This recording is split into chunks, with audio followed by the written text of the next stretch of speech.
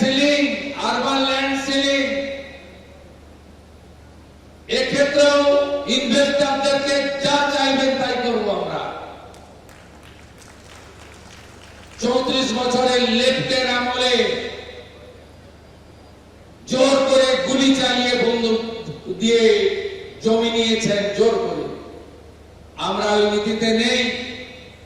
15 বছর টিএমসি ইনভেস্টরদের বলেছে তুমি গিয়ে জমি কেন, আমি নেই ভাই, সরকার নেই।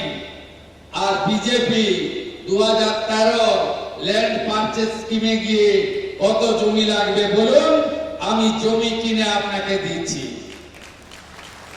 জোর করে অধিগ্রহণ নয়। আর বাইরে থাকা ইনভেস্টর বা আমাদের রাজ্যে থাকা ইনভেস্টরকে দরজা দেখিয়ে দেবো না যে চলে যাও, সরকারের তো দায়িত্ব আছে।